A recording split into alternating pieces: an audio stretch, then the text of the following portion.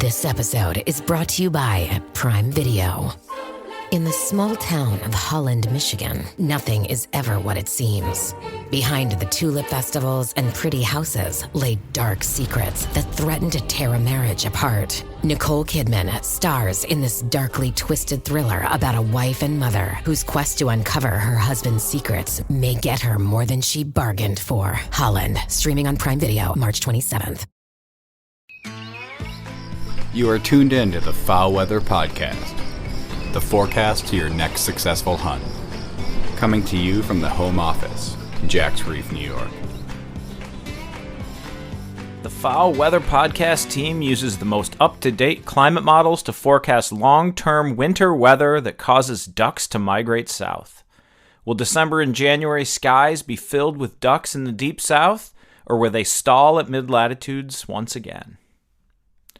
Okay, my friends, it's time for part 2 of the seasonal forecast.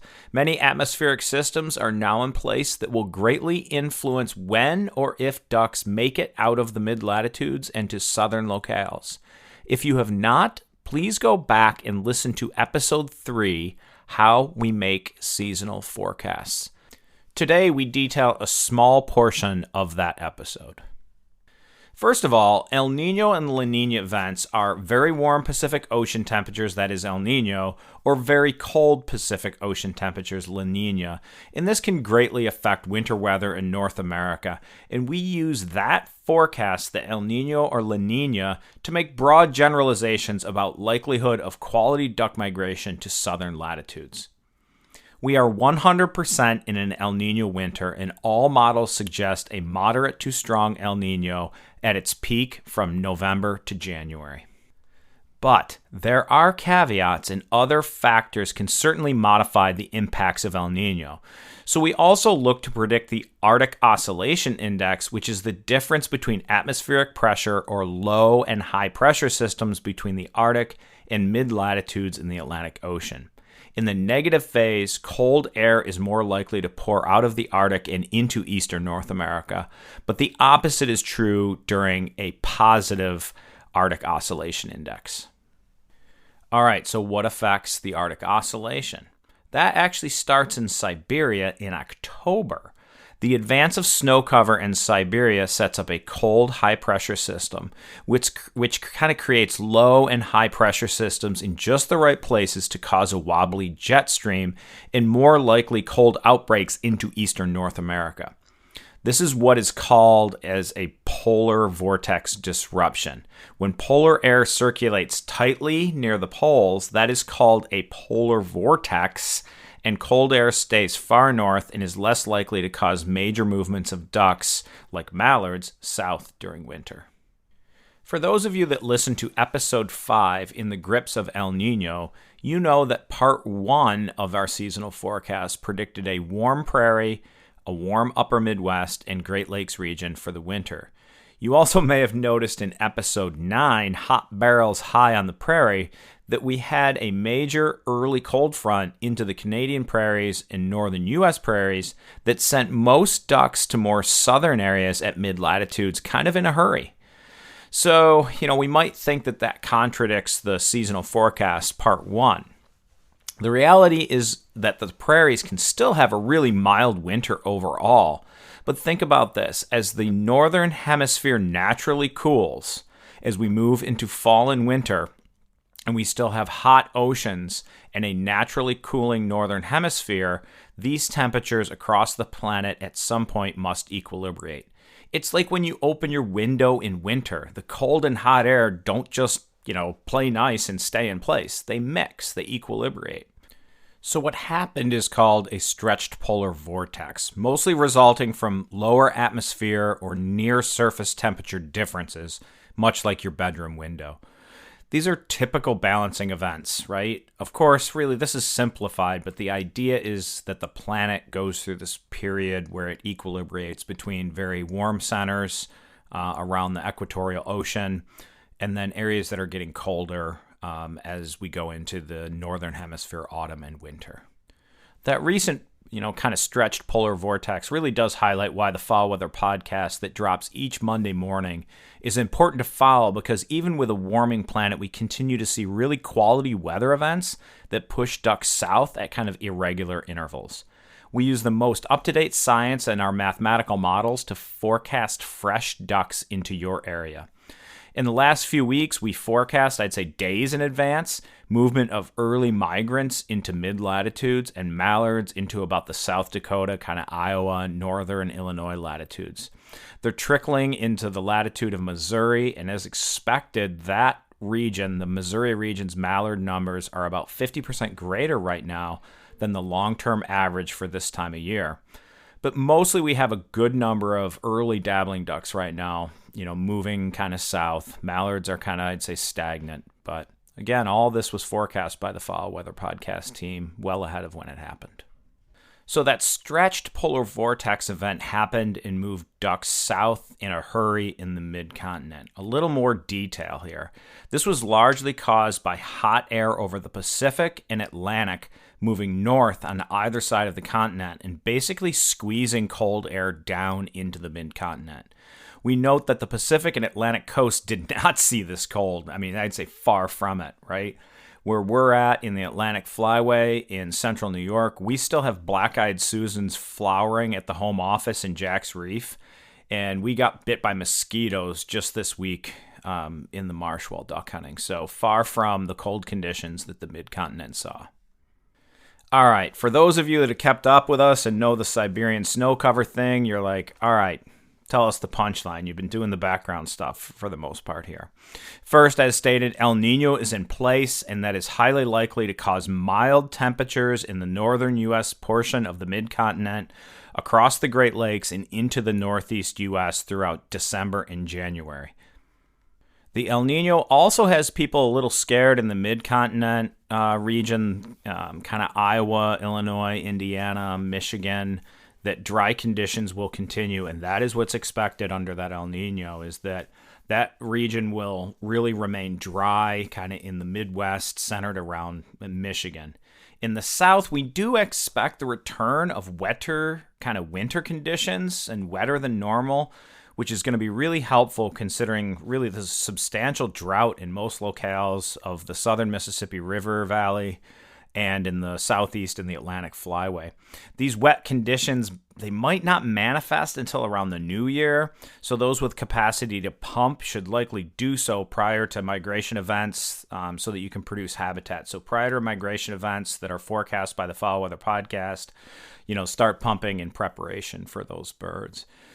Remember, this isn't just about shooting ducks, right? The Foul Weather Podcast, we talk a lot about the factors that affect duck migration. We talk about duck foods. We talk about wetland management. But we're also providing places for hungry ducks to eat and rest so we can send them back really strong to the north into their breeding grounds to produce more ducks for the next year. So that's what El Nino is going to probably bring us. But that Siberian snow cover, right, we'll talk about that now. It started off really, really weak and even melted way back. About 50% of it melted at one time.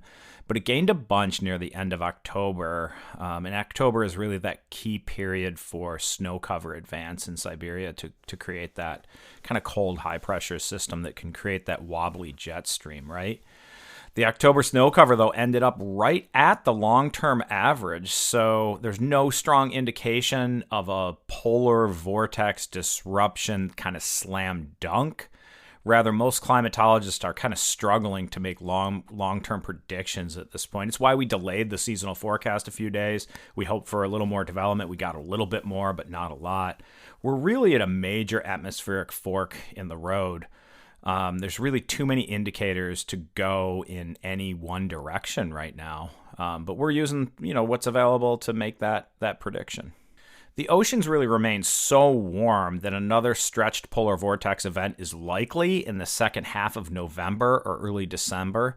If this happens, it will likely just hit the same areas as before, and I doubt it to move many mallards into the deep south early. It could send some more early dabbling ducks like pintail, gadwall, widgeon, green-winged teal, and shovelers a bit more south, really kind of push them into the deep south a bit more in general. The bad news is if that does happen, that is, there's a stretched polar vortex in the second half of November or early December, this increases the likelihood of a strong polar vortex developing and holding cold air north in really tight circulation for the rest of winter. So the honest comment here is that you should, and all right, yes, a plug for the podcast, but an honest one. You probably aren't going to get a more honest seasonal forecast than from the FowlWeather Podcast team. The honest comment is that you should really continue to follow us each Monday morning to see if a stretched polar vortex happens for the Central and Mississippi flyways, because it might be a really good period in, late November, early December to get out there and make sure you got some time off work and get after ducks, because after that, if that polar vortex really organizes, then the likelihood of any major cold outbreaks throughout the rest of winter becomes increasingly unlikely.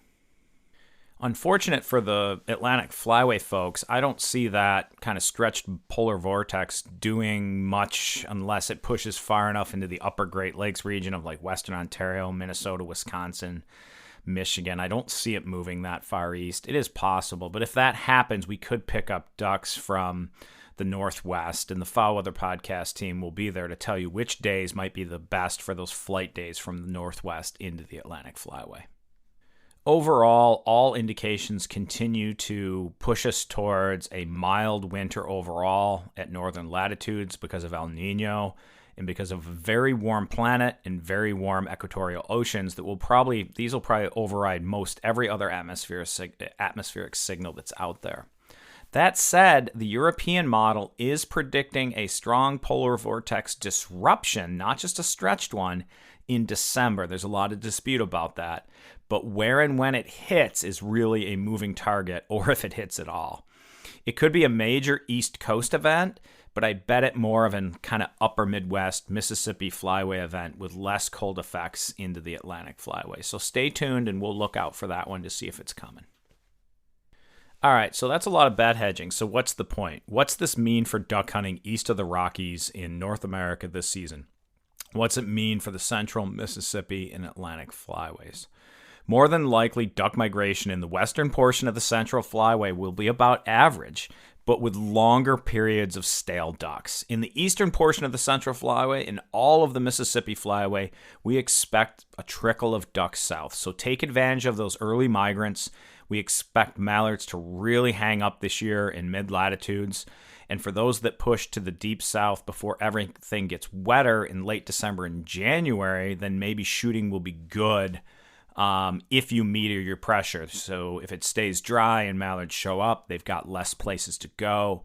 But you're going to really need to think about your pressure, because mallards are big ducks that can get fat, and they can sit out your guns, right? And they can feed at night as well. So metering your pressure is what you're going to need to do if you want to shoot mallards, especially under these really pressured conditions.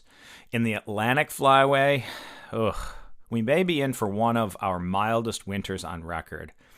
Look for a small chance of a polar vortex disruption in December, but then just very mild into January. That's the expectation. So temper your expectations. Join us on the FowlWeather Podcast each Monday a.m. and watch how much ducks are pressured. That will all be important to your satisfaction and duck hunting success this season.